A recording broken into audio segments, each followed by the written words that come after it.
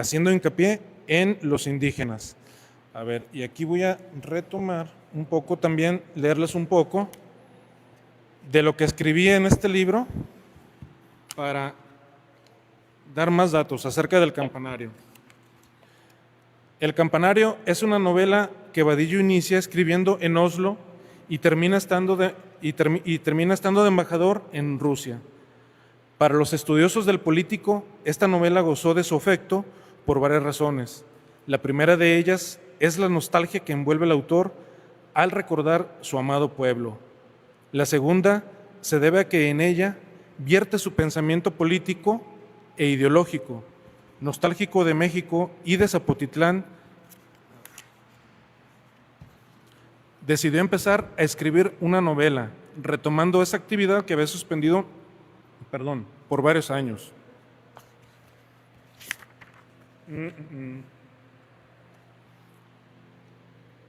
Arriba se menciona que en el campanario el autor vierte su pensamiento político e ideológico. Se identifica con un grupo históricamente humillado como son los indios de Zapotitlán. En 1923, Vadillo declaró al diario Aftenposten, esto es en Noruega, las intenciones que lo llevaron a escribir dicha obra. Se proponía analizar las condiciones económicas y sociales de los pueblos durante el Porfiriato, la ola de injusticias contra los indios y los campesinos despojados de las tierras por parte de los hacendados. Pero es en su obra el campanario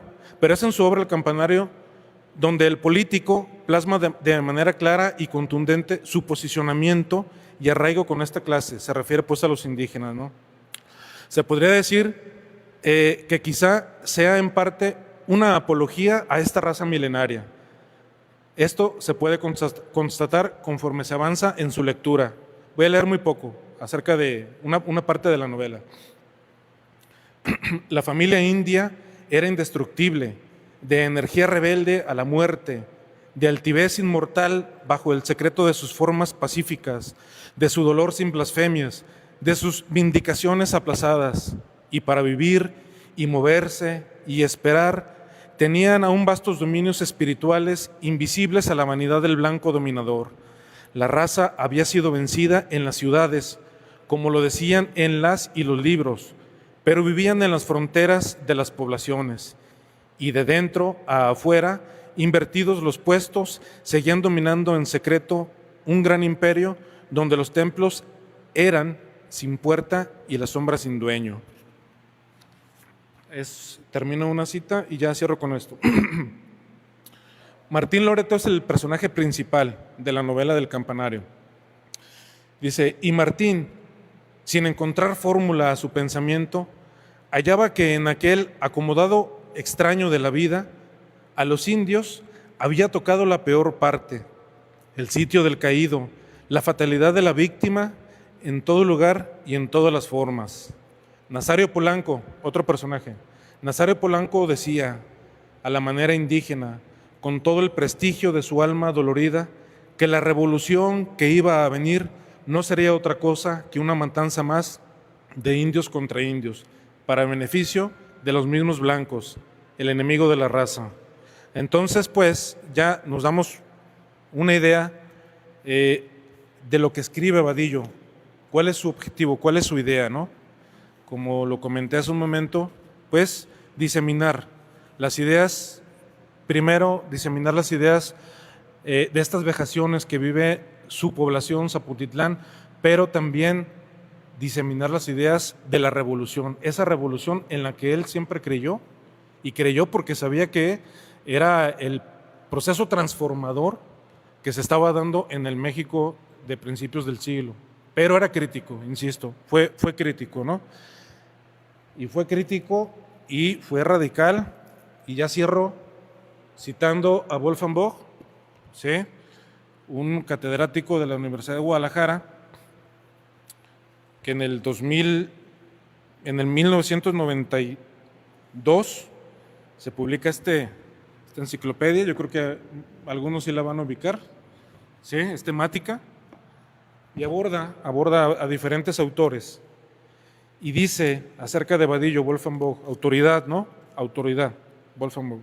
Dice, hasta hace poco, Basilio Vadillo destacaba solo como periodista y político revolucionario. O sea, se le conocía más como político y revolucionario que como escritor, ¿sí? Esto es en 1992, tenía 7 años que se acababa de publicar El Campanario.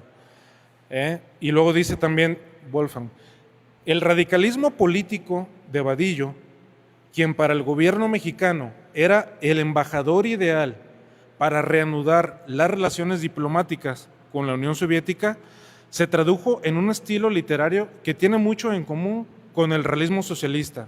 No sé, digo, ahí habría que analizarlo, ¿no? No sé, puede haber coincidencias, pero habría que checarlo. Podría compararse su novela con la narrativa de José Mancisidor, un autor, al igual que Vadillo, de origen humilde. Mancisidor fue hijo de obreros y Vadillo de campesinos. Los dos compartieron una postura política radical y denunciaron en su narrativa las injusticias sociales. Para muchos, no hay separación entre literatura y política.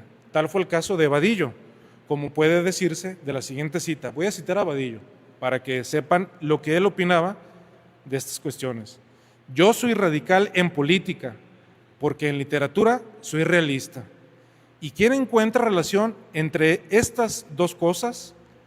Así como en estética es un progreso la observación metódica de la naturaleza para embellecerla en el arte, así la observación real y efectiva de los fenómenos sociológicos embellecidos por una moralidad es el recurso político radical. ¿Sí? Eso es lo que opina Vadillo. En otra oportunidad, Vadillo, y ya con esto cierro, con la siguiente cita cierro. En otra oportunidad, Vadillo estableció una relación entre arte y revolución. La revolución por excelencia es el arte creador, impersonal y bohemio. El arte tiene un fondo insondable como la virtud, y la obra artística, que da luz propia, infunde emoción, es hostil a todo precedente, a todo ayer. Recíprocamente, en todo revolucionario, socialista y genial hay un espíritu creador, una impulsión activa y desinteresada a hacer visible y bella la justicia social. Haz que se sienta en el alma de las multitudes que callan su dolor. Bueno, yo con esto cierro y este fue Basilio Vadillo. Muchas gracias.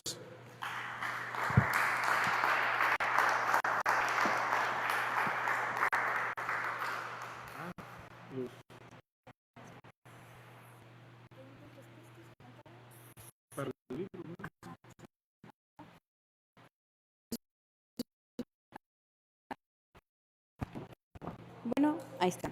Y pues bueno, Miguel, muchísimas gracias. Excelente por esta investigación y vamos a tener un espacio